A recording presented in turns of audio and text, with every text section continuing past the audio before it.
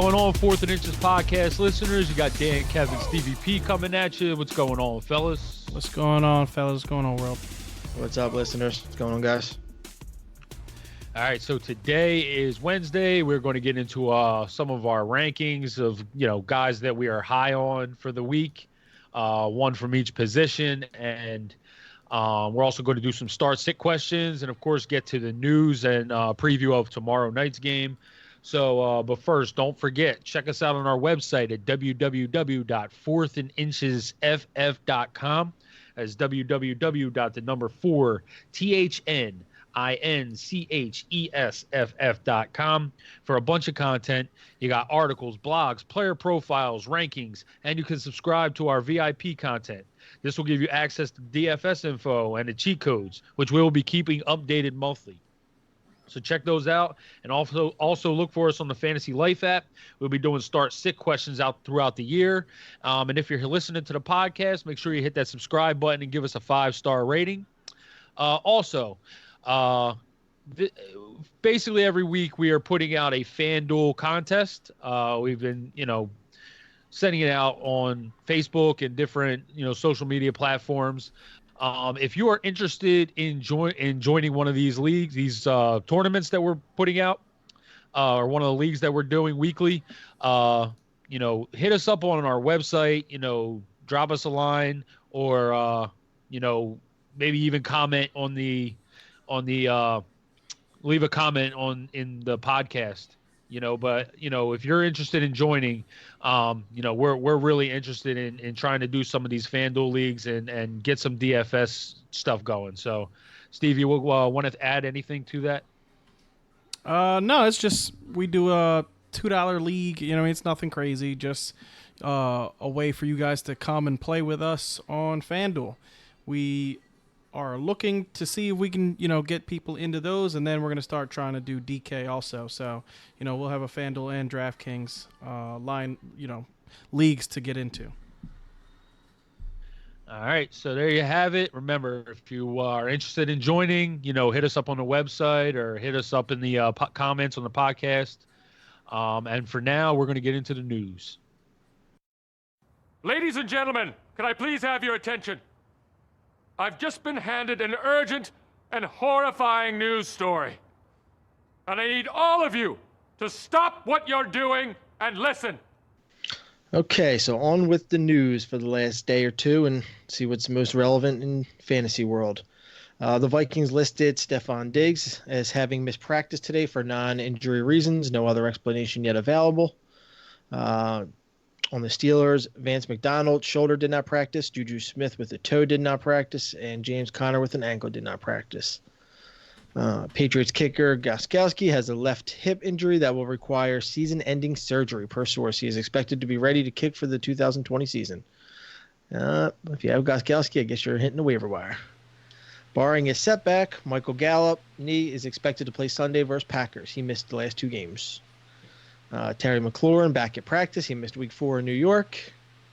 Redskins practice. No Jordan Reed or Vernon Davis. Case Keenum here, but not wearing a helmet. Patriots are placing Gostkowski on injury. Okay, so I was going from newest to oldest. So the Gostkowski news was on injury reserve, and then they just, what I just said about him being out. Devontae Adams, toe, and Jamal Williams concussion are out at Wednesday's practice. We know, I think Devontae's missing this week.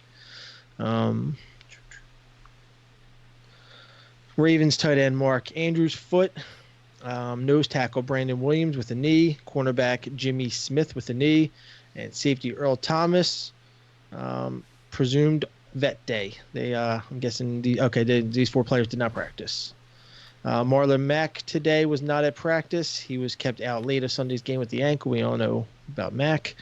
The Bengals today signed wide receiver Stanley Morgan from the practice squad and placed wide receiver John Ross on injured reserve. The Bengals said they expect John Ross to be ready or out 6 to 8 weeks. Kirk Cousins' ankle will leave him limited in practice, unlikely to play Sunday, but thankful it's not worse. Christian Kirk, I was saying Christian Kirk. Tyreek Hill and Damian Williams will practice today as Chiefs begin preparations for Sunday night's game against the Colts. Frank Reich T.Y. Hilton, every game is so critical, but have to consider having a bye after KC. Won't practice today. T.Y. won't practice. Jason Garrett expects Michael Gallup to practice today. He might be limited, but he's ready to get out there. Dante Jackson, Eric Reed, and Curtis Samuel are not suited up for today's practice. Doug Peterson says Deshaun Jackson is still rehabbing and won't practice today, and I just actually looked him up, and he is questionable, but probably doubtful. I think they're going to take their time with Deshaun. Tyrell Williams, not practicing, has a foot issue. Pharrell is in the concussion protocol. They say that they are questionable. Defense is giving up the most fantasy points to opposing wide receivers, running backs, tight ends in weeks 4 or 5. That's just an analysis that they're trying to plug. There's a lot of cheat sheets and stuff. So, and then we're just basically repeating most of the news that I already read. So, anything you guys want to touch on there? No, nothing that I think is super crazy relevant, needs to be talked about right now. Steven Gostkowski is going to kill your fantasy team. Yeah, that sucks for you. No, he's been garbage. You're probably going to drop him regardless to whether he was on IR or not. So, that's not much of a loss. At least he has a reason why he's garbage now. Exactly. He's got a hip to get the excuse gone. Yeah, so all right, so with that being the case, gentlemen, we are going to get into tomorrow's night's game. That game is going to be between the Rams and Seahawks. Interesting game in between two NFC West teams, both at 3-1. So, Steve, why don't you start it off, break it down a little bit? All right, so there's actually a couple of good matchups here that I'm interested in seeing. Marcus Peters versus DK Metcalf is something that I want to see what's going on there. Metcalf has been, pretty good so far this season, and it's a matchup that I'm interested in. Jerron Brown is going to be probably matched up with Aqib Talib, basically most of the game. I mean, Talib doesn't really go into the slot, so you don't really have to worry about Tyler Lockett, matching up against him there. Lockett will actually be more on Bradley Roby or Roby Coleman. Nicole Roby Coleman is, he's not a bad slot corner, but he just doesn't have the quickness and ability to me, stay with Tyler Lockett in this game. So I expect Tyler Lockett to have a, big showing on Thursday night. Russell Wilson, I actually really like in this matchup. We saw what, Jameis Winston was able to do against this Rams defense last week. And I think Russell Wilson is going to, have to throw the ball, because I think this Seahawks offensive line has played much better this year than it did last, and it's a much better blocking, running back blocking offensive line than it is a pass blocking offensive line. So I think early in the game you could see Chris Carson get a bunch of work, but I think this is going to be a higher scoring game. So I think Russell Wilson's going to have to do his thing to keep them in here. Will Dissly has been playing really good this year. I'm very pleasantly surprised to see him playing good because we need more tight ends in fantasy football, badly.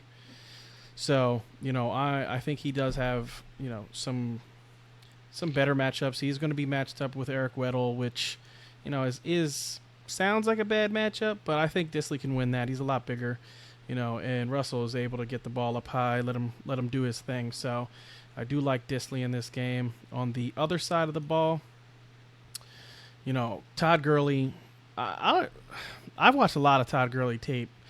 He doesn't look bad to me. I don't know what everybody else is seeing. I don't know if say it again. That seems to be whatever, everything I'm watching and hearing, and everyone that's putting their 2 cents in swears up and down that he is hurt. Yeah, and I just don't see it. To me, he doesn't look hurt. He looks like a guy who's running strong, you know what I mean, when he gets his opportunities.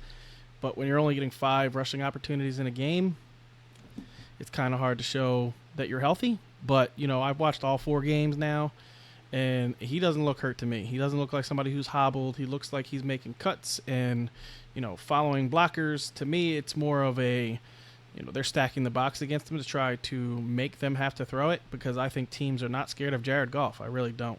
I think they think, Jared Goff will make the mistake, and they'd rather lose to Goff than to Gurley. That's what it looks like to me. So, Jared Goff in this game, I think, he should have a good game. This is not a very good secondary. Tedrick Thompson has basically been the free safety for the Seahawks, and he's just really bad. There's no other way to say it. He's just getting beat all over the field. Trey Flowers has just been mediocre at best. Jamal Taylor in the slot has been playing pretty good this year. Shaquille Griffin has started to pick his game up a little bit, but you have to remember, the Seahawks have faced Teddy Bridgewater, Kyle Rudolph, and Kyler Murray. So it's not like they've faced the creme de la creme of quarterback. They've had some easier matchups, and the one matchup that they did have that they got torched on was Andy Dalton for 418 yards week 1. So, this is, I talked about this in the preseason. I think that the secondary is very, very beatable. So in this matchup, I just don't think that it's going to be all that crazy. So I like, Cooks going up against Flowers. I like Kupp going against Jamar Taylor, and then I like, Robert Woods in this game also. I just think that they are going to throw the ball in this game. And the offensive line has been bad. That's the other part of it. Joseph Nateboom has been one of the worst left guards in football. And, Brian Allen has been one of the worst centers in football. I talked about this, the other day, was saying how the offensive line has just not been good. So, for me, I do think that does play a role in why Gurley has been bad. But, when you are touted as the greatest coach since sliced bread in Sean McVay, he's got to figure this out. He's got to figure a way to get Todd Gurley going, early and often, because that's how this team wins. Last year, the year before, we all know this offense. It is a, run Todd Gurley, play action, big play offense. That's just what this offense is. And if they can't get back to that, then they're going to struggle this year, and they're not going to be a good team, because, they do not have, the Tom Brady of quarterbacks back there. Jared Goff is pretty terrible, in certain situations. So, for me, that's what I got about this game. I don't know how you guys are feeling. McVay, I didn't catch the whole interview of the post game. I just caught the last half of it, but I don't know if they were asking him directly about Gurley or if it was just in general about the team. But they were basically trying to ask him if he had players on, snap counts, if he was saving them for longevity, because he's just been running Gurley into the ground basically over the last 2 years. And he sounded not frustrated, but he sounded a little shocked. And anybody that watches just knows that they're not using him at all. They're not using any of that run game at all. Run game's completely gone. But he did say, we're trying to win now. So if I have to change up my game plan a little bit, I'll do whatever it takes to try to win each and every game. He said that wasn't on my mind.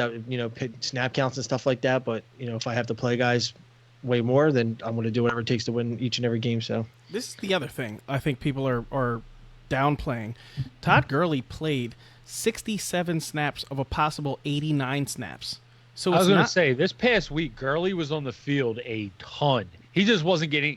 They just couldn't run the ball because they were down 3 touchdowns before they blinked their eyes. Yeah. Yep. So I think a lot would have been different if the score was different in this one, because they had Gurley on the field primarily, as their primary back. There was no Malcolm Brown, taking over or duel. He was just spelling Gurley for a drive here and there this game. Yeah, Gurley was predominantly on the field, so it regardless to, and that's the other thing, guys, we watch every one of these games. So trust us when we tell you he is not being limited. Like, I don't know what analysts you guys are listening to or whatever, but I constantly get questions on like, oh, how is Gurley not out there? What's going on? Why are they not using him? Like, are they using other guys? No, that's not the case. That's not the case at all. Gurley was just not used as a runner in this game. I mean, he saw, 13 targets in this game?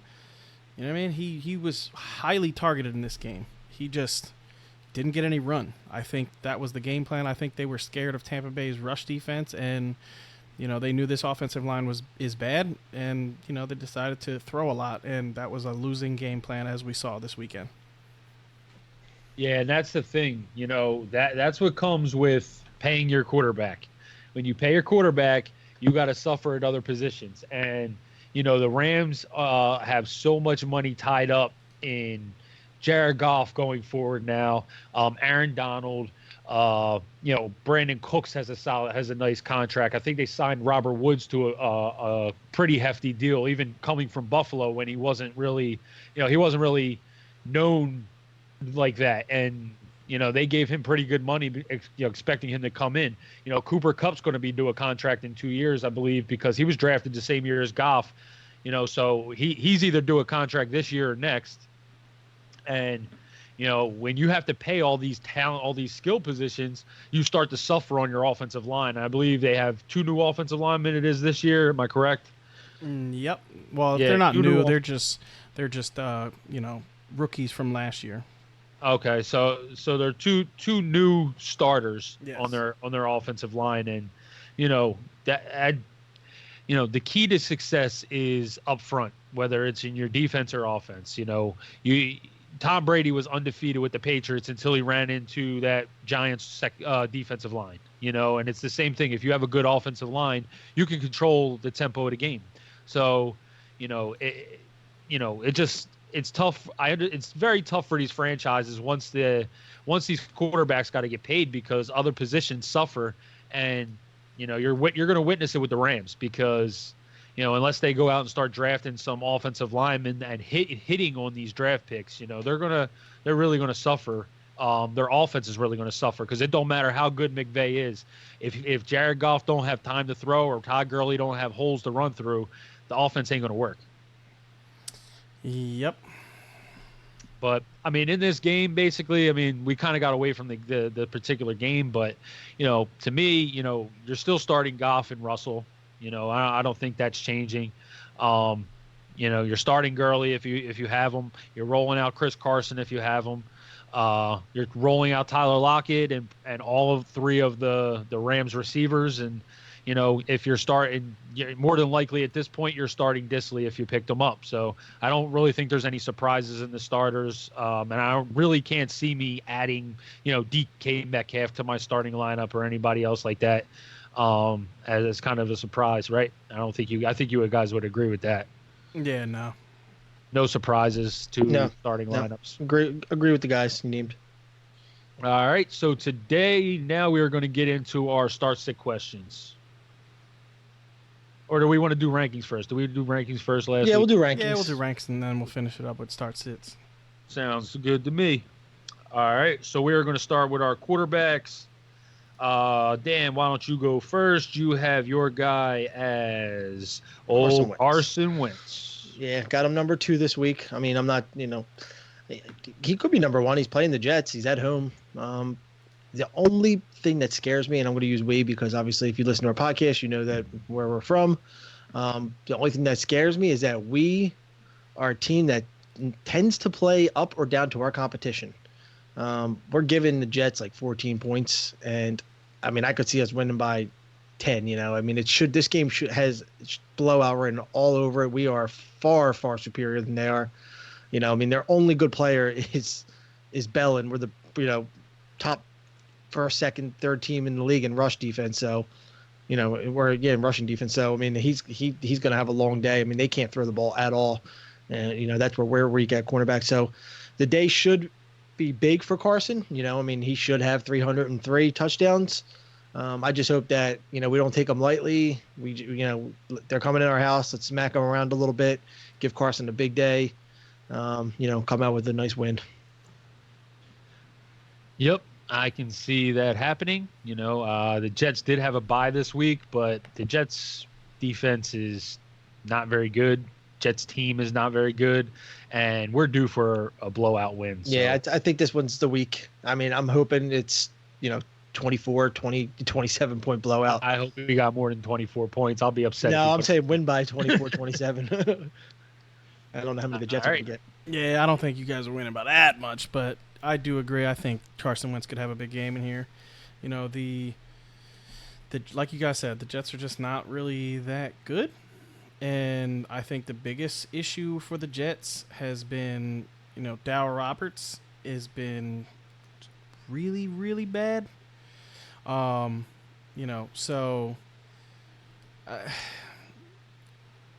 I'm trying to think, who is the backup linebacker for C.J. Mosley when C.J. Mosley was hurt? I'm trying to think what his name was. Was it Cashman? Blake Cashman? I think it's Blake Cashman. Yeah. But he just didn't play, hasn't played very good since C.J. Mosley's been out, so we will see if C.J. Mosley plays in this game. The one bright spot on that defense is Jamal Adams. He is just an animal. It's too good for that team. Yeah, but I do think Zach Ertz gets off in this game. I think Jamal is going to have an issue covering Ertz. We saw Jamal last year against Kelsey and there was a couple of matchups that he had against, faster, bigger, stronger tight ends that he kind of struggled, and it's just because of his size. He just can't match up with them, size-wise.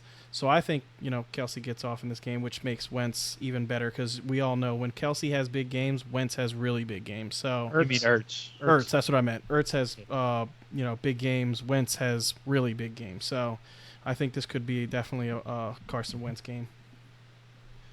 All right, you're up next. Steve, you are sticking with your boy, Kyler Murray. Kyler Murray. So is this it? Is this the game? Is this the one? This might be it. So, and I know I've been saying I've been saying this every week. So I am going to stick with him this week because they're playing the Bengals. If he can't get off in this game for at least 325 and 3 touchdowns, it is time to give up on Kyler Murray. Plain and simple. Dude, you sound the same way I did 2 weeks ago on Jameis Winston when he went and played the Giants. I was like, dude, if Jameis Winston can't throw if he can't have a good fantasy game against the Giants, you just got to get off of him. Yeah. You sound exactly the same way I did. Yeah, it really is. When you're talking about this, this Bengals defense, William Jackson has been terrible. Drake Kirkpatrick, I know people, love Drake Kirkpatrick for some reason. I think they just like his name, honestly, because he's not very good at football. Well, he's just been around forever, so he's a name that everybody knows. Exactly. You could play 2005 Madden, and Drake Kirkpatrick is on there. Exactly. BW Webb is just not good. Their corners are not good. They're starting Jesse Bates at safety. Terrible. Really, really bad.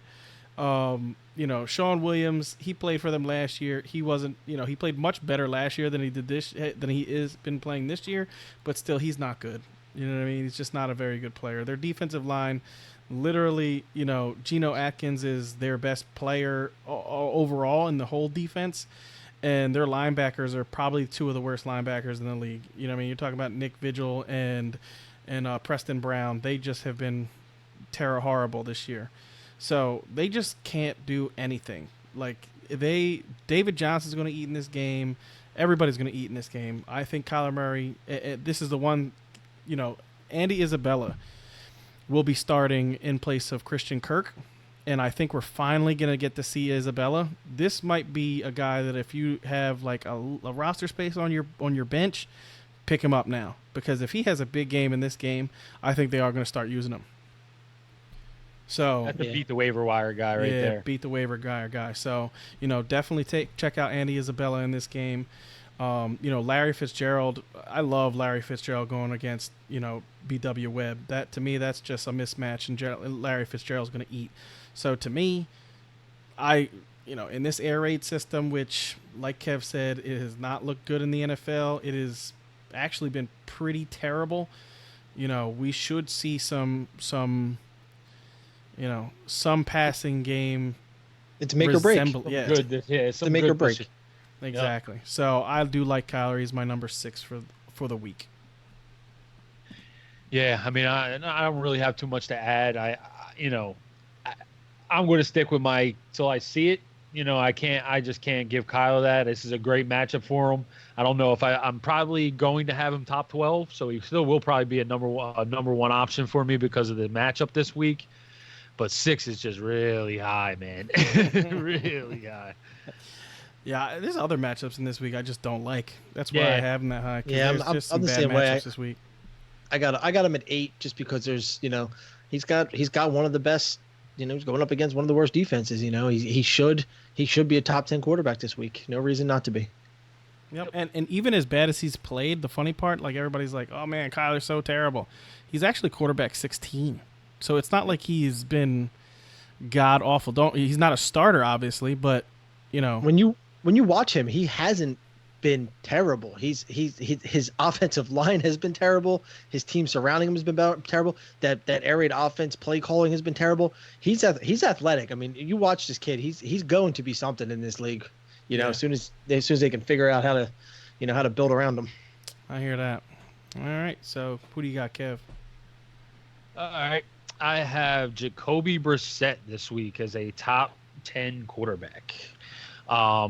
You've seen him over the past couple weeks, and I know T.Y. Hilton is banged up, and I'm even going to go out on a limb and say T.Y. Hilton's not going to play this week because they have a bye next week.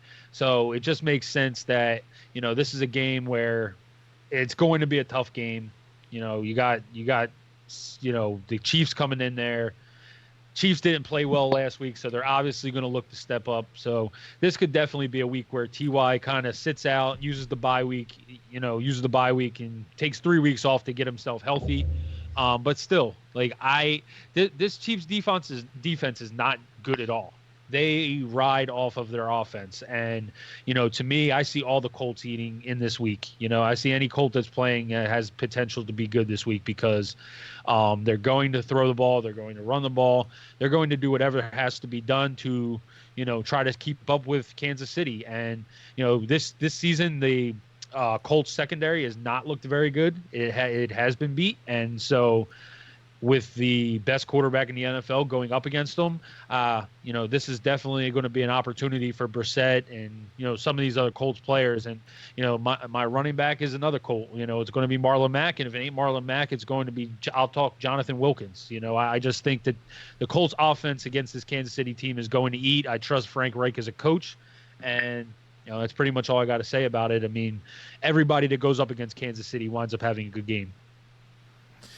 Yeah, this defense is not, like Kev said, it's not good. They're just letting up a lot of points, and it's funny because there's not really it really doesn't make sense that this team is not at least subpar, defensively, because they do have some good pieces. Like if you look at some of the, Tyrann Mathieu back there, they're going to be starting Morris Claiborne this week because this guy's out. What's his name? The starting right corner. What's his name? I'm drawing a blank. But either way, Brashad Breeland's actually been playing okay. So I really don't understand why this defense is not better. Frank Clark has not been as good as he was with the Seahawks, but still he is getting back there. So I don't know why this team is just not playing better. But Jacoby Brissett definitely in this game. I love, like Kev said, even if T.Y. is not in there, because we saw him in garbage time last week put up, what was it, 250 and 3 touchdowns. So yep. We know he can be a garbage time quarterback, and against this bad defense, I could see 303 again. Everybody seems to be getting 300 against the Chiefs. So, like Brissett this week too. Yeah, and I'm just going to keep going with my running back because Marlon Mack is my running back. Last week we saw what the Detroit did. Matthew Stafford had a very good game. I think he had over 250 and 2 touchdowns against them. You saw Kerryon Johnson just run through the defense, and they made it a game. And I think it's a similar thing here. I don't, I do know it's in Kansas City. I think that the environment is obviously going to be different, but like I said, I just trust Frank Reich as a coach. I think he's one of the best coaches in the NFL, and I think that's going to start to prove itself over time. The fact that he lost $100 million quarterback, and throws Jacoby Brissett in there, and still has this team as a very capable playoff team. I just think it shows to what kind of coach he is, and looking at what Carrion did and Matthew Stafford did, and what the Detroit Lions did, period, last week. I think that the Colts offense is going to be able to get off in this game, and I have Marlon Mack, pretty high in my rankings this week. Yeah, I could definitely see if he starts, he's going to run all over this defense, and they're going to start with a game plan of, trying to keep the ball out of, Patrick Mahomes' hands. So, I definitely think Mack could have a big game. Yeah, I agree. They're going to be playing. I mean, everyone's guessing they're going to be playing catch up, but I mean, overall, you probably just, Chiefs just run so fast. Indy's due for, a lot of yards in this one. Just anybody that plays the Chiefs, if you want to be in the game, you have to, try to match their totals, and their totals are normally very high. Yep. All right, Dan, you're up. You have David Johnson at number 7 as a running back you want to get into. I want to apologize to our viewers for having to listen to the Arizona Cardinals and the Cincinnati Bengals again. But, I mean, this is the game. I mean, in fantasy football, it's all about matchups, and this is the one. The same exact thing. I was going to say the same exact thing. Fantasy football is all about matchups, so it doesn't matter how good or bad your team is, like NFL teams are. Like, you could have startable players. Yep. So it's all about starter matchups, and I got DJ number 6 this week. I mean, last couple of weeks he's been really turning it on, and he's not running the ball well at all. We just touched on how bad Arizona's offensive line is, but he's getting a lot of if you're in PPR, he's getting a lot of checkdowns, he's getting targets. Thank you, Steve. You're getting a lot of targets and receptions, and they're adding up. When you combine, if he can get off this week on even close to a 100-yard game, he's going to definitely get his targets, because this air raid offense is just quick dumps, and he's so quick out of the backfield and so talented out of the backfield. I could without a doubt I can see him having a 30 point week this week. I think he definitely goes off on Cincinnati, just like hopefully Kyler does too. And this Bengals defense is I think they're going to get smacked in the mouth for pretty bad this week. The Cincinnati Bengals are giving up 39.8 fantasy points per week to the running back position. Yeah, so 30 I think is the floor for DJ this week. Who knows what the ceiling is, but I think 30 is the floor. Yeah, it's he has the by far best matchup of the week. And, I agree. I would actually have him higher. I think I actually have him at 3. So, I love him this week. All right. Stevie P, you are up. You have Joe Mixon at 7. Joe Mixon. Yeah. So, sorry. like Dan said, we're going to be attacking this game. It is what it is. I can't help it. The podcast listeners have literally turned us off now. They're not listening anymore. They said, I'm tired of the Bengals and Cardinals. We get a winning team in this job. I know, right? It's just plain and simple. This is going to be a game that they're gonna run. You know what I mean? Like, Mixon started. You saw it last week. He started being used. In the past 2 weeks, really, he's been used in the passing game a lot more. I do think this game is not going to be a blowout on either side, but I do think it's going to be a high-scoring game. So I think both running backs are going to be great in this game. Joe Mixon has been, disappointing his fantasy owners, but it's not really his fault. You know what I mean? He has probably the worst left guard in football. Michael Jordan has been really, really, really bad. Like, there's no other way to say it. He's just been terrible. He's been getting beat like a drum, and every time, like, if you guys notice, he's getting hit in the backfield constantly, and it's always on the left side, right where Jordan plays. Like, he cannot block to save his life, and it's hurting this team. So I think Joe Mixon is going to be able to get off in this game, just due to how Arizona is not the greatest defense. And I think it'll be a close game. I think Andy Dalton's going to have a big game in this game. If you're streaming quarterback and you need a streamer, I think Andy Dalton will have a good game. But, Joe Mixon has been being used more in the passing game. And I think if they want to win this game, they need to get the ball in Joe Mixon's hands and, either running it or passing it. And I think they'll be able to do that in this game. Yeah, I mean, I don't see how, any of these players are not, are not good and effective in this game. I know it's two terrible teams, but, it's really two terrible defenses. And we've seen Andy Dalton have, 400-yard games this year.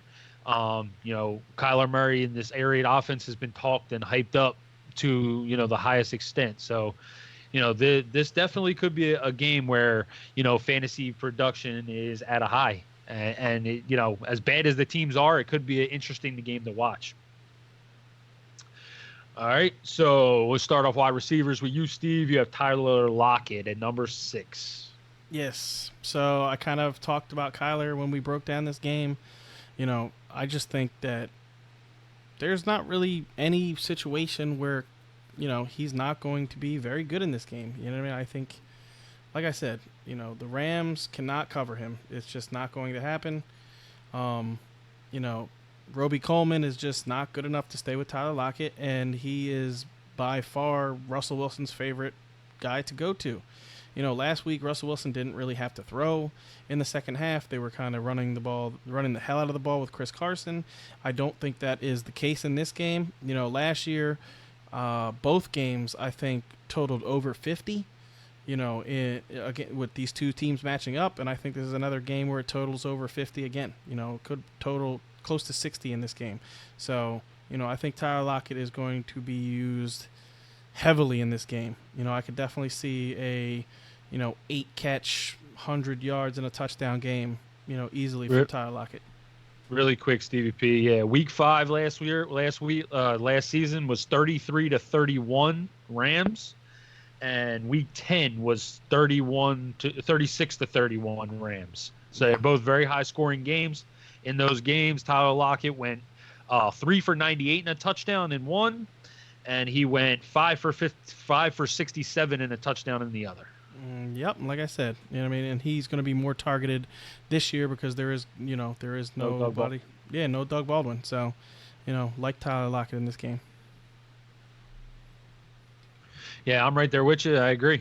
I think Tyler Lockett is a very, very good pick. I don't think Talib has the speed to keep up with him, and I don't think that, if they do throw Peters or Talib, I don't think Talib has the speed to keep up, and I don't think Marcus Peters. I think Marcus Peters is, a little overrated. He was a big playmaker.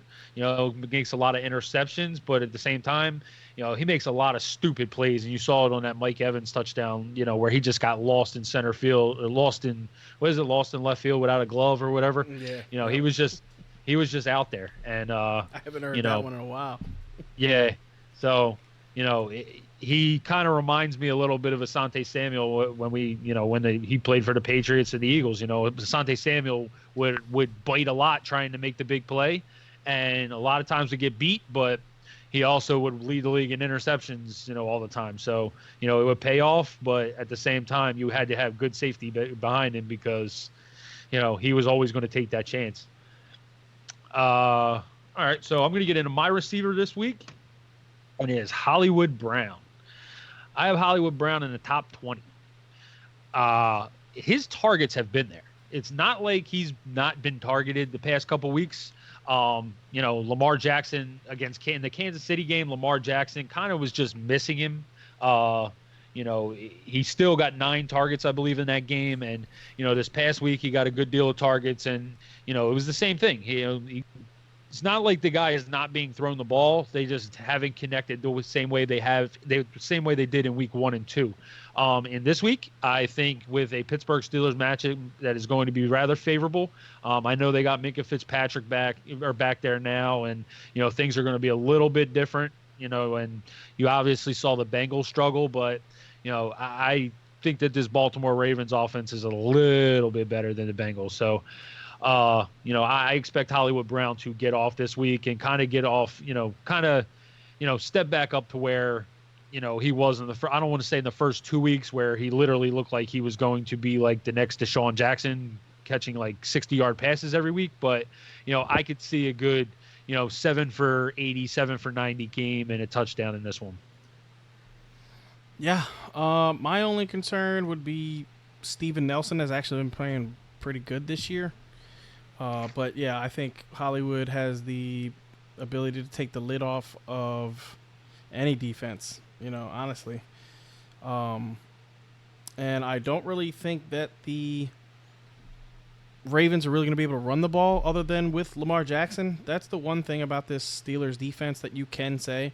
Their defensive line, they shut the run game down. Yeah, they're not playing. I mean, Cameron Hayward is just an animal. He's probably like one of the best players in football. I'm sorry. Every time I see him, he's making a play. He's in the backfield. TJ Watt. Yeah, TJ Watt. Stephen Tuitt.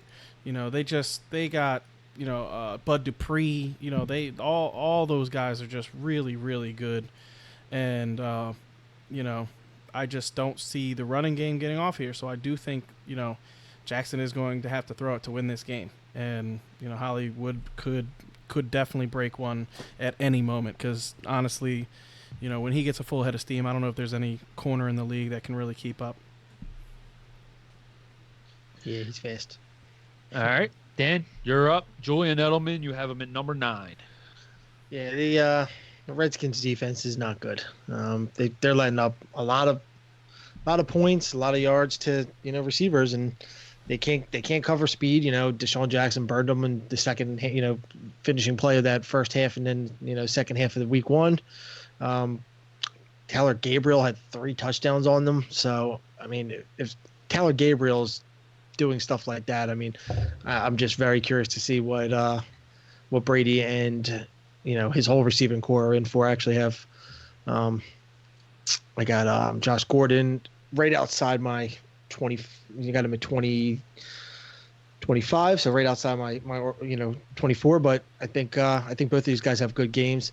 I do think that what I fear a little bit is that Patriots do get up big pretty early, and then they just start pounding the ground, pounding the run game and start saving Brady and some of their other receivers. So that's always a fear when you have two teams that are completely outmatched. But I see a lot of over the middle. I think Julian Edelman's going to have a really good game. He showed against the Redskins. He should definitely 100 yards and a touchdown at the minimum. Yeah. You better believe that Tom Brady is pissed off after last week. The Buffalo Bills had him stupid angry. He was not happy at the end of that game. You could tell by his body language he was not happy at the end of that game. I feel bad for these Redskins. He's got a good bounce back matchup, that's for sure. They are, dude. They are going to get pummeled in this game. Tom Brady, I would not be surprised if he goes for 350 and 3 or 4 touchdowns in this game. Would not surprise me at all. When Tom Brady gets annoyed after having a bad game, he makes it a point to have a good game. And if he is having a good game, he ain't coming off the field. He's going to be like, I'm staying out there. And they're just going to let him stay out there. And he's going to continue to play the offense that he wants to play. So, we've seen this many, many times from a Patriots team that had struggled on offense the week before. And then the very next week, they completely pummel the team that they're playing against just to show their dominance. And this is going to be one of those games. Yep, nothing more to add to that one. Dan, why don't you keep it going? You have Tyler Eifert as your number 6 tight end. Yeah, we're back to this game. The Cardinals are. This better be a damn high scoring affair. It's going to be 9-7. Everybody will be pissed if that happens. Now, the Cardinals are by far the worst team at covering the tight end in the league. They've let up over 100 yards and a touchdown to every tight end this year. The they can't cover him. It's almost, if you just follow suit here, Tyler Eifert should have 100 yards and a touchdown again. I mean, I know we're talking about a guy who has not been a shell of his rookie season due to injuries, but I see a Tyler Eifert that has a little more jump in his step this year. I think the yards and the touchdowns are going to come a little more frequent, but he's in a bad offense, so he's not going to put up tons of yards. But I'm just going off of basically a really bad Cardinals defense, and even Cardinals defense that just can't stop the tight end. So let's see what Tyler Eifert can do. I think he's he should have a pretty good week. He dropped a 10-yard touchdown pass last week, but we'll see what happens. Yep. Yeah. I've been nothing more to add. This is the beating Cardinals the drum matchup for against this. the tight end. Yep. Steve, why don't you keep it going? You got you already kind of touched on Zach Ertz a little bit. That's your guy number 2 this week. Why don't you get into him? Like I just said, like I said earlier, I don't really have too much to add to what I said earlier. I mean, Zach Ertz, the one thing that the Eagles have always been known for is, when they are struggling to throw the ball a little bit, they go to Ertz, and they have been struggling the past couple of weeks to throw the ball. I think this is a get right game. I think Adams is a very, very good player, but he's not going to be able to cover Ertz, and I think Ertz has a big day. That's basically how I feel about this. I think that the Eagles, when they have big games, Ertz has big games, and I think this is going to be an Eagle big game. So I think Ertz is going to be heavily targeted, and I wouldn't be surprised for 80 yards and a touchdown. Yeah, I hope and think that you are accurate in that. Yeah, I don't really have too much to add. Zach Ertz is a touchdown away from being a beastly touchdown, a beastly tight end every week. He just hasn't scored this year, but I think he gets off the schneid. Schnoz, is that what it is? Schneid. He gets off the schneid eventually. All right, so my tight end is Greg Olsen. A lot of people, even my brother, I just had to talk him off the ledge on Greg Olsen because it's one last game. week.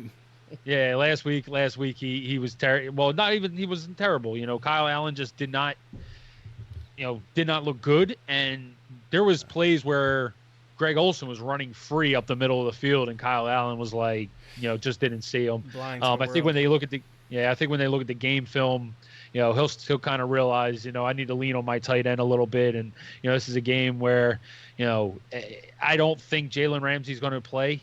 He just seems like he's ready to be out. So we saw what receivers did to this team last week, but for me, I think that they're going to tighten up that coverage a little bit and do some different things, and I think that's going to open things up for Greg Olsen. And I'm not worried about Olsen at all. He's looked great through the first 4 weeks of the season, and I expect him to keep it going. Yeah, I agree. To me, he's either going to be covered by one of two guys, Quincy Williams or Gerard Wilson, and to me, those are both very beatable players. Quincy Wilson has been just the weak link on this defense basically all year. So I can definitely see Greg Olsen, torching him for a lot of big plays. So I like Olsen this week also. Sounds good. All right, that's it for our high guys, and now we're going to get into some start-sit questions for about 10-15 minutes. Yep. All right, so the first start-sit question comes from, let me see here, his name is DBird87. LaShawn McCoy or David Montgomery? All right, so I'll go first. I do think that David Montgomery, I would rather play David Montgomery. Damian Williams is practicing full today. So I wouldn't say he gets his full role back and becomes the lead guy, but I know that David Montgomery's not splitting with anyone else, so I'm going to go with the guy who's not splitting. Yeah, Tariq Cohen just hasn't been getting enough workload, but I'd still go with Shady just because this offense is so high flying, and David Montgomery hasn't shown us anything yet. He hasn't. He looks slow. He's not hitting holes. He's getting good work. I believe last week he had like 17 carries, in the game. So I I know week 2, I think it was, he had 18 carries. For me, I just think that I'm going with Shady McCoy. Even with a lesser workload, he seems to be more productive on a consistent basis. Man, it's really tough. I mean, it's tough because we don't know what Damian Williams is going to take away from Shady. I mean, I agree with you, Steve, that Montgomery. I mean, we didn't see Mike. We didn't see Davis in there at all over the last couple of weeks. So Montgomery, they're definitely giving Montgomery every chance to be this starting back and get him more comfortable in the offense. So I probably will go Montgomery because I think he is due for a big week, and they're giving him so many touches that it's got to happen. I mean, he can't really average 2.5, 3 yards a touch consistently for the whole year. I mean, I think the Bears offense has to do a better line of creating holes because he really doesn't have any holes. He's not running into, there's just nothing to run at. I mean, I have him on my fantasy team. I've been watching a lot of his plays in his film, and there really is nothing to run at. But, I think as soon as the Bears start to, see that they're not giving him any help either, that, he'll break out of it. And McCoy's going to get his work. He's going to get his work. And Chiefs have a lot of plays, and this being Williams' first game back, I don't think he's going to be out there for 75% of the plays. But, like I said, I'm going to take the guy that's the number one over the guy that's in the committee. Yeah, and with no Vontaze Burfict, we also have to remember that, he was their best linebacker. So, I definitely think that I like Montgomery better this week. Really quick. 2 things. First off, I think the Chicago Bears line has been, touted as being a very good line, but I just don't think their run blocking is very good. No. Last year, Jordan Howard was his only year where he was not averaging 4 yards per carry.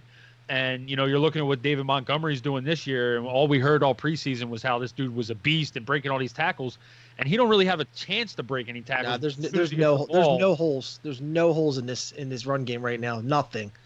Nothing. It's brutal. I mean, as a fantasy owner of him in our league, it's really brutal to watch because, I mean, they know that they have Robinson on the outside and they have Cohen and stuff, but they know that they're not super talented in the receiving game. So they're trying to play, the strength of their team, which is their defense. And normally when you have a really good defense, you want to be able to work the clock with the run game. And they've been giving him a lot of carries. He's had like 17, 18 carries the last couple games, but it's just, it's all been in vain of doing nothing because there's no holes. Yep. This is actually another McCoy question I found interesting. Okay, cool. Because that's the second point I actually wanted to bring up. I know I'm cutting into our start-sit questions, but go ahead and we'll talk about it after we do another McCoy question. All right, so full PPR, need a flex, McCoy or Eckler this week? I'm still, man. That's a tough one. Just because you don't know how Eckler's going, like you don't know what they're going to do in San Diego.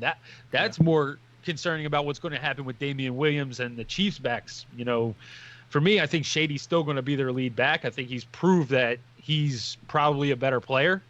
But and that's the thing. Darrell Williams has been very good. So I just don't know what Damian Williams does. I don't know what kind of role he has. I actually looked, I was reading article on like a Chiefs website that actually says what kind of role does he have when he's healthy? Has he lost his role? Period. As Darrell Williams kind of cut into his time and Shady taking his job. So that's interesting to see in itself. But and that's kind of was my second point. That was the second question I was going to ask was how much. What do you think happens in this Kansas City backfield? But we can also extend that to the Chargers because what do you guys think happens in that backfield? Obviously, Anthony Lynn came out last week and said, Melvin Gordon's our guy. Like we're riding him and him only.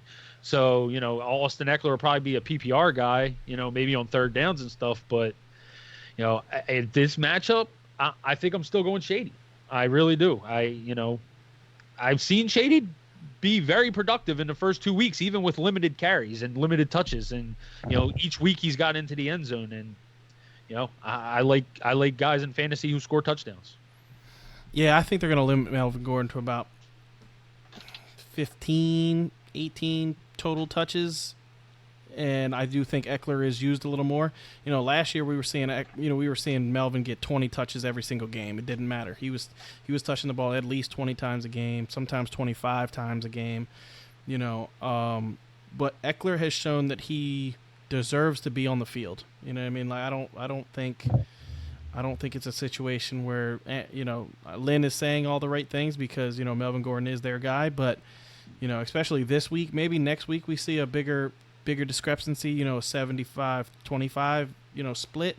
But I think this week could be a 65-35 split, and I want 35% of Eckler over, what McCoy is going to give, especially against this Denver defense. We saw what Leonard Fournette did to this defense. Not that Eckler is a Leonard Fournette, but they are giving up points to the running back. Leonard Fournette actually caught the ball last week a couple times too. So, Eckler, I think, still is going to have a good game this week. So I would go Eckler over McCoy.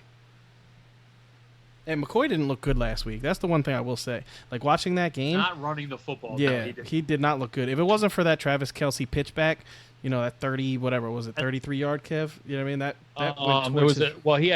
he had a 39-yard run, and he had a 22-yard, receiving catch. So, yeah. He had overall he had over 80 yards and a touchdown, and then the week before he had a great game. So yeah. So I don't know. I think I do think that ankle is bothering him. So I'll take the healthy guy in Eckler. Dan? Yeah, I'm going to go with Eckler as well. I'm not really trying to trash Shady because I like Shady and I think he's been great for this offense. But yeah, I don't think they're going to, after this little hiatus that Gordon has been out for, I don't think they're going to throw him right into the mix, too much. Like you said, he's going to be on a snap count. And Eckler's been great. He's been awesome. So, he's going to get a majority of the work. He's going to probably continue to be productive. And I'm just not a fan of, the uncertainty of the backfield of Kansas City with the committee. And, even if there was a designated number one, it doesn't. Kansas City's not. They are a air throwing attack team with Mahomes anyway. Yeah. All right. So you kind of said like what you thought was going to happen in San Diego. Gordon would get 15 touches. Maybe Eckler gets 12 to 15 touches. How about in Kansas City? What are your opinions of how they divvy up that running back system? If McCoy is healthy, I think it goes right back to what it was, a couple of weeks ago when Damian Williams was healthy. With Darrell Williams being so effective, you don't think Darrell Williams has? No, I think if anything he'll get goal line work. I think he'll be put to use in the goal line and that's it. You know what I mean? I don't think he's going to get a work share. It's clear and evident that Damian Williams is the best pass catcher out of the backfield. I think Damian Williams is clearly the best pass catcher. The problem with him is he's had 22 carries for 38 yards or something like that. Like he's literally averaging 1.5 yards a carry. Yeah, and they're not going to take that. They're still going to they're still going to run the ball with him. I mean, because if you have him on the field only in passing situations, teams are going to are going to see that. So I think it goes back to 60-40. If McCoy is healthy, I think it's 60-40 McCoy. I think it's 60. McCoy gets 60%. But if he's not healthy, I think it's 60-40 the other way. I think Damian Williams, maybe let's say 55-45. You know what I mean? Yeah. Where Darrell Williams gets 5%, and if they get to the goal line, they want to use him there because she's showed in the past 2 weeks that he is the best goal line back on the team. So, for me, and that's the other thing though. But Damian Williams last year was really good in the goal line. I think he had 8 of 11 carries. He scored a touchdown. You know what I mean? So it's not like he's bad in the goal line. So, I think Damian Williams will still get his work if he's practicing in full, and they're whatever, he is their guy. The coaching staff does love him, and he just needs to stay healthy. If he gets another injury and he's out for another couple weeks, I think he could lose his job completely. I think they'll just lose faith. But as of right now, they haven't said anything about him losing touches. So I think it goes back to 60-40. All right, keep it going with these start-sit questions. Sorry, we've only got like 3 of them in here. I know. I got this one. This is great. I read this one, made me laugh. All right, so from Zanzibar16, start Joey Sly or Robbie Gould? My man is asking kicker questions. I just had to read it. Who cares? Nobody wants to know. I'll say this. I don't stray away from Robbie Gould, man. He's one of the best. He's good. This Sly kid is a rookie. Just go with the guy is good. Yep. All right. So PPR pick 2, please. Diggs, Chark, John Brown, and Philip Dorsett. This is easy for me. Diggs, Chark, John Brown, and who? And Dorsett. Okay.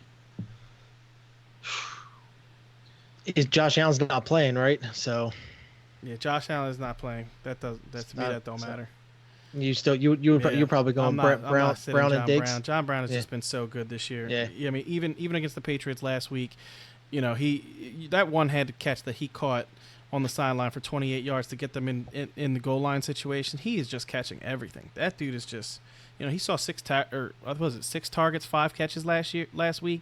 The dude is just catching everything. I mean, I like John Brown. I think he's the focal point of this passing offense, and I do think Barkley is a better passer than Josh Allen at this point. So, I don't think he takes a hit from this. I think he plays better. And Tennessee has been playing better defense, but I'm not. That doesn't scare me. Dory Jackson's been better, but he hasn't been good. He hasn't been great. You know what I mean? He's just been good. I think John Brown so far this season has been damn good.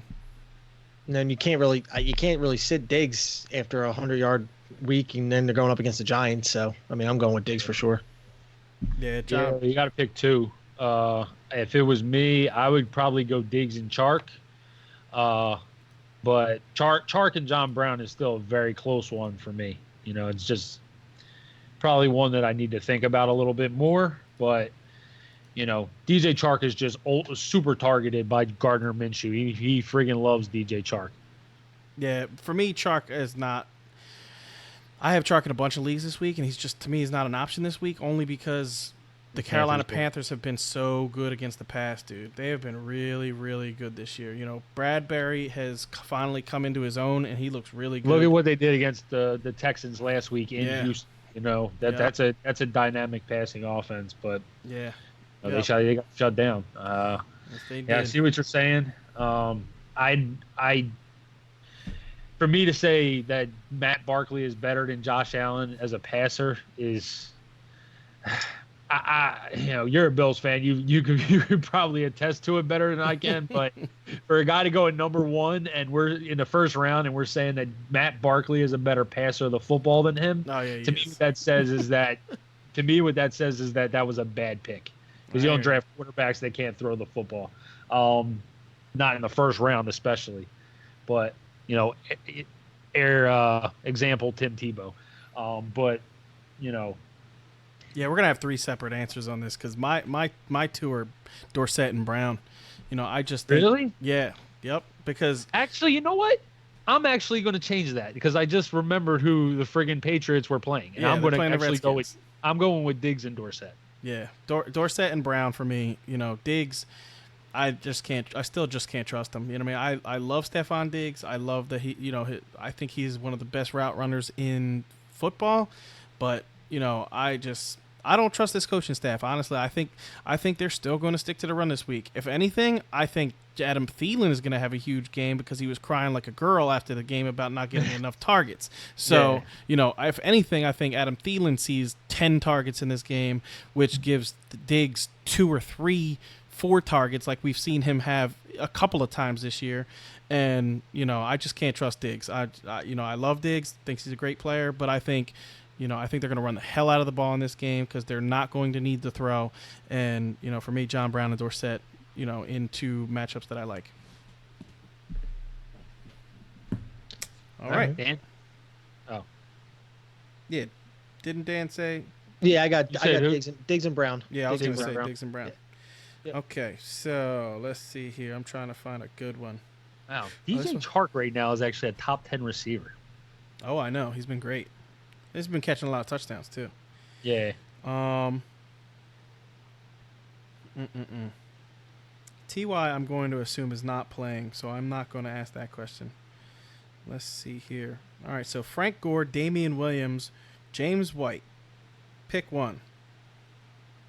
Frank Gore, Damian Williams, James White. Yeah, I hate when they do this and they don't tell us, scoring PPR. system. Yeah.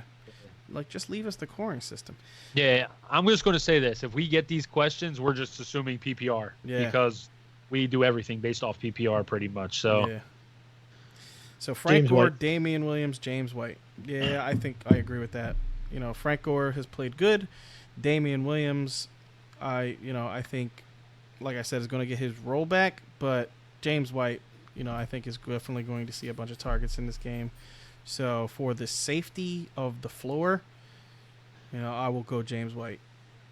yeah, I would say if you're playing safe, go James White. And if you're playing risky, I would go Damian Williams. This to me just isn't a good week for Frank Gore. I love the run defense for the Titans. Yeah, they're beasts. Rashard Evans is an animal. If you watch that dude play, he attacks the run game like some of the best linebackers in the game. Watch Rashard Evans on the middle linebacker for the Titans. Yep. This, I can't even believe this is a question, but it makes my heart happy. Austin Hooper or Andrews this week, PPR. Makes me happy because I was toting Hooper, and he's even in this question. I think that I'm gonna go Andrews because I do think he is definitely the go-to guy for Lamar, and I think Lamar will be able to throw the ball in this game.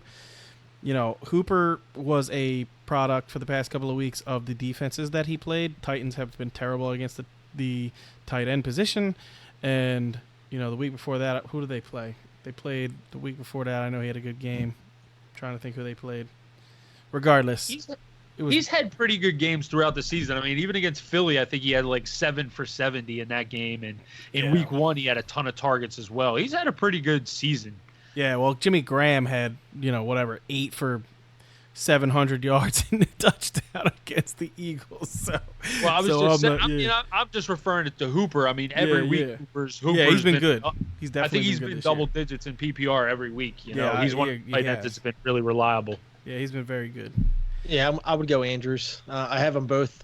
I have Andrews 5 and I got Hooper 7. So, but you're going Andrews. You don't. Yeah, I agree. Andrews is right now.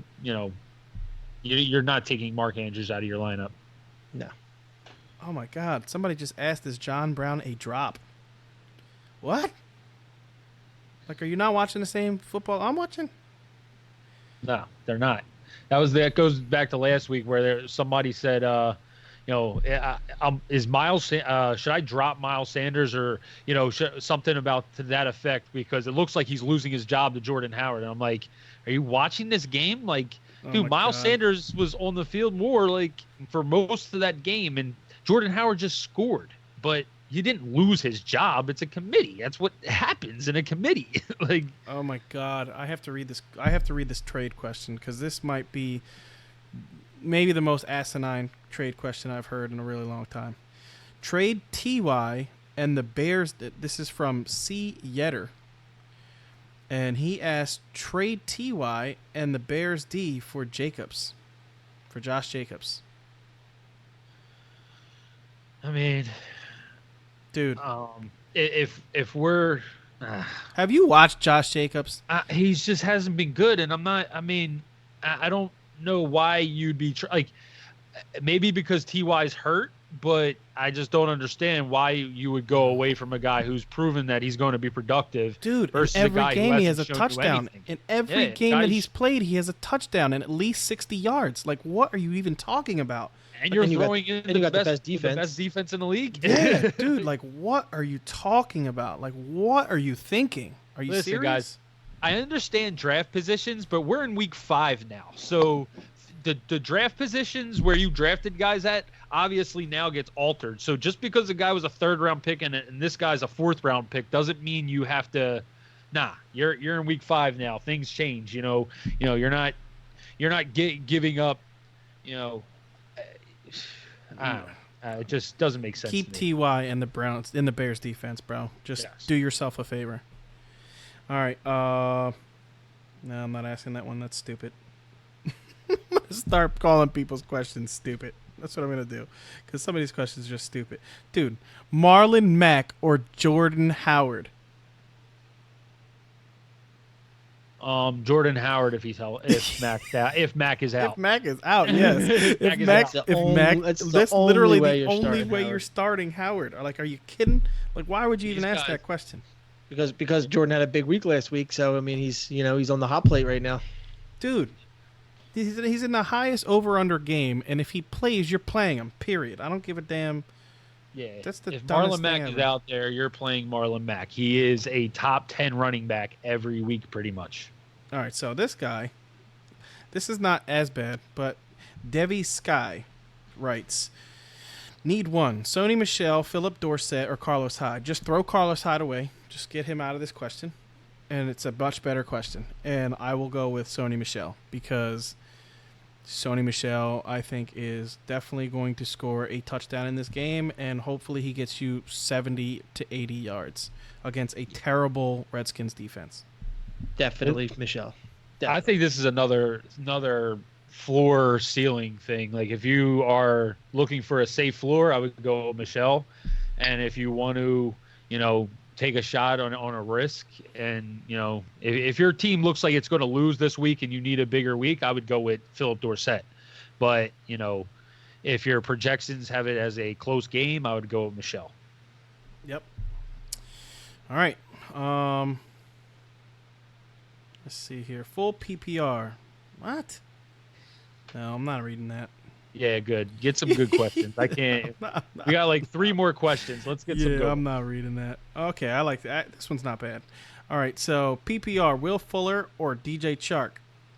I actually think this is a question because Will Fuller is going up against the Atlanta Falcons, and the Atlanta Falcons are bad. Like, there's literally no other way to say it. They are terrible. So Trufant doesn't shadow, but Will Fuller and Hopkins switch sides like constantly. They're always moving around. And Trufant is normally he plays his side. If they decide that they're going to put Trufant on Hopkins, that means Will Fuller is going to see Isaiah Oliver. And he, I promise you, is going to catch a long touchdown in this game.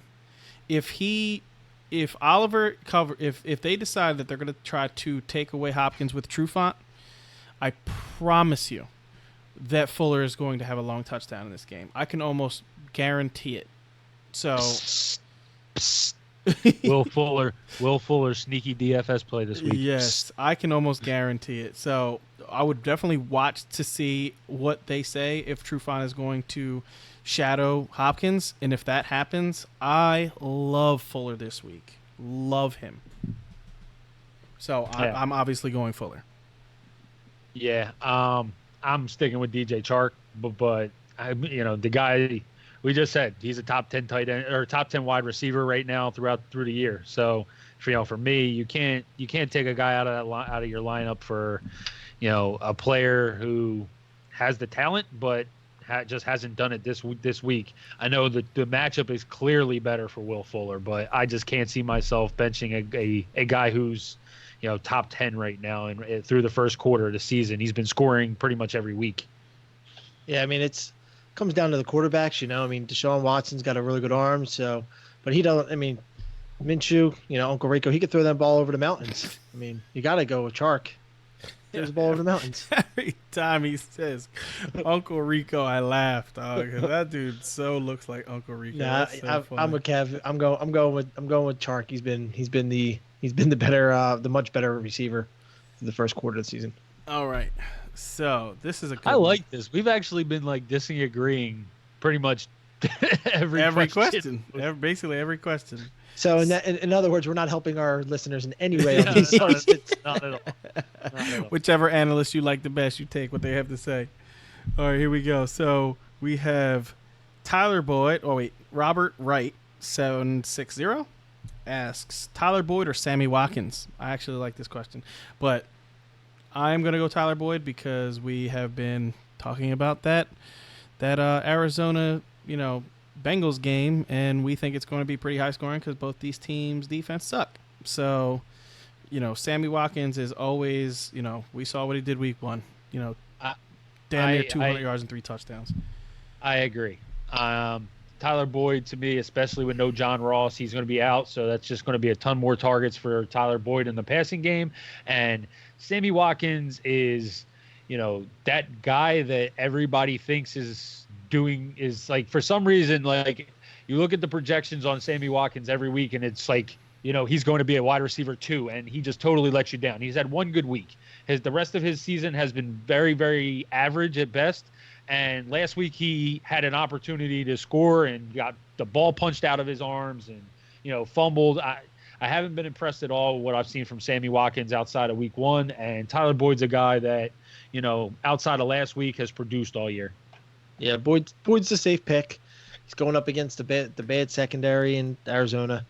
I just have a feeling that Sammy's actually going to break out this week and have 100 yards and a touchdown or 2. But, the safe pick is Boyd. But, when Sammy goes for 125 and a touchdown or 2, I told you so.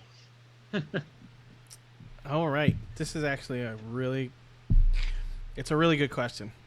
So. All right, last one. Yeah, it's our last one. Ended on a good one. All right, so Dak Prescott or Brissett?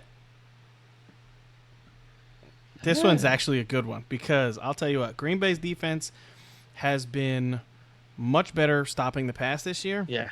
So, they didn't stop Carson, though. No, well, Carson only threw for 160. They did. I was going to say, technically they didn't stop him getting in the end zone. But. Exactly. Their run game killed them. Yeah. So I think this could be a Zeke game.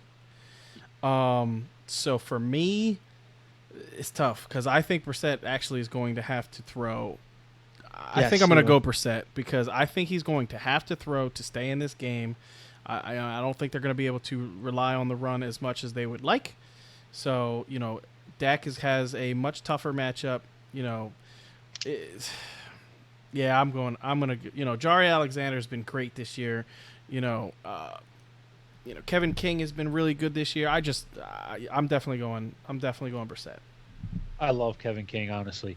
But, I'm right there with you. And the reason why I say that is because, I don't think I did I may have on Monday, but I'm going to do it again if I did. Welcome Cowboy fans and Cowboy Nation to real NFL football. Last week, you got introduced to, real NFL team instead of the college teams you were playing before that. This is another really good team with very good secondary play. I do. You watch what the Eagles did last week, and this is Ezekiel. If Jason Garrett doesn't foul, if Jason Garrett and what's his name, the coordinator that they just got, used to be their backup quarterback. Oh yeah. Oh my God.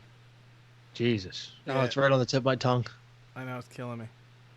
Well, you guys know who we're talking about. Yeah. If he doesn't take that game plan and straight, shove this ball down Ezekiel Elliott's gut and just let him run, he's not a smart coordinator because, this isn't a game where you want to put it on actual. Clemens, yeah. So to me, this isn't a game where you want to rely on Dak. This is more of a game where you're going to put the ball in Zeke's hands. And Jacoby, I talked about him earlier. I think he's going to have to throw a ton in this game, and he's going to be productive. So I think I would go with Brissett too. This one, I'm kind of contradicting myself on our last on the DJ Chark Will Fuller matchup where I said, you got to stick with the guy that's been good all year. But I would go with Brissett.